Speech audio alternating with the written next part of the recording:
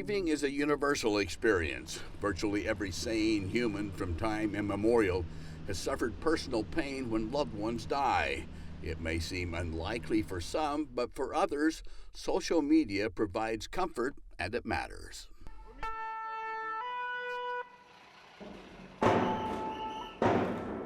Within hours of the recent Paris terrorist attacks, Twitter, using the hashtag #PrayForParis, recorded 6.7 million posts. Facebook pages were suddenly awash with friends cloaked in the French flag's red, white, and blue. France knew it wasn't grieving alone. So cyberspace just gives us a new place to grieve, a new place to create rituals, a new place to memorialize the death of someone we care about. Carla Sofka is a professor of social work at Siena College in Albany, New York, and co-author of a book, Dying, Death, and Grief in an Online Universe.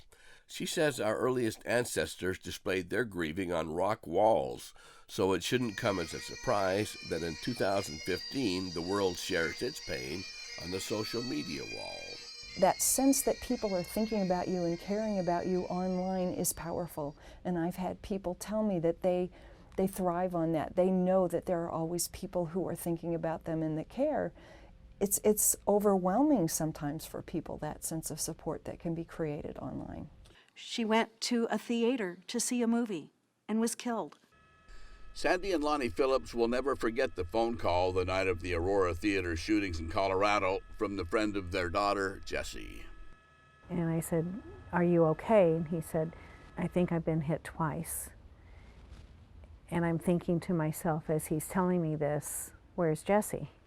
And I said, "Where's Jessie?" And he said, "I'm sorry." And I said, "Is she okay?" And he said, "I'm sorry, I tried." And I said, "Brent, tell me she's all right." And he couldn't. And at that point, evidently, I started screaming. Jessie was one of the first victims identified in the aftermath.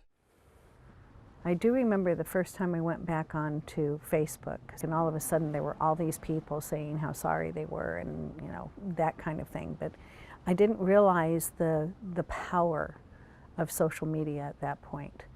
I got active on social media, but nothing like Sandy. She just, she spends a lot of time on it. It comforts her.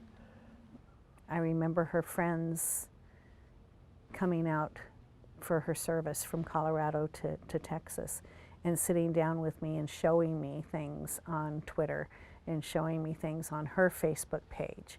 And that's when I first began to realize, wow, this is huge. And how people reach out to one another through social media.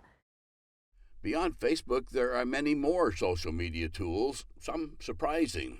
Some people are sending direct messages to the person who has died using their Twitter feed. Snapchat, you can send pictures instantly. YouTube, you can create memorial videos for someone in remembrance of them.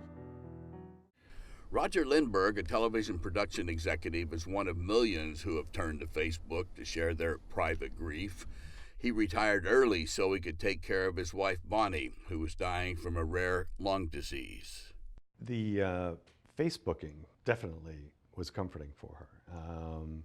And she kept up very regularly with everybody. I mean, she would post things from the hospital. She would,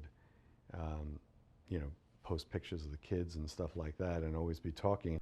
Bonnie had contacted friends she hadn't talked to in 40 years. And now, a year and a half after her death, those friends are still in touch with Roger, who is convinced his interaction on Facebook helped him with his grief. I think that made a difference in helping me understand that what I'm going through, what I'm feeling, I'm not alone, and there is a future. Because when something like that happens, you feel like, what is the future? Where do I go from here?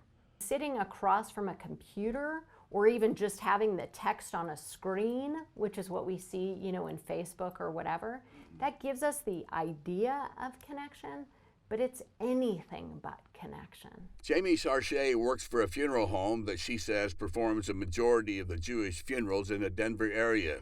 She is not a convert to grieving on social media. It's such an interesting thing that we're in right now. We are so busy online, but we are not connected to people in person. And I think that online media stuff gives us the shell of connection. It's like it's a cardboard cutout of connection. It's not real connection. I have to respect the people who have come to appreciate face-to-face contact, and they want that interpersonal connection. But I also have to respect the fact that young people who've never experienced a life without this technology view it very differently than I do. And if people in my generation are not teaching their kids how to do it in person, smartphones, technology may be the only way these young people have to express their feelings and their thoughts. So I use Facebook to talk about kind of my pain, what I was going through at the time, and how difficult things were, but also for a source of encouragement the other way for my friends and family. Marcus Weaver works at 2 charitable foundations in Denver helping low-income families. He had lots of friends on Facebook before the Aurora shootings. I still see the gunman, the smoke going across the theater as he came into the theater. I see the silhouette of the gunman through the smoke and his outfit of Kevlar that he had on, and the sound that, I never escaped out of my mind is the shots of the AR-15 gun just repeatedly going off, and and Rebecca not moving. His friend Rebecca was killed instantly. Marcus was shot in the arm. He received thousands of messages on Facebook, many from fellow evangelicals. And I surrounded myself by people on Facebook who were prayer warriors, and so there's a lot of people came out of nowhere. I probably wouldn't be sitting here today in front of you if it wasn't for those prayers. There is a downside to putting your life out there on social media. It's called trolling. Trolling is a phenomenon where you have someone who is going onto a memorial site, probably not with good intentions. The trolls have been after us since the very beginning. I remember early on somebody posting something to me about, too bad you weren't in the theater with her.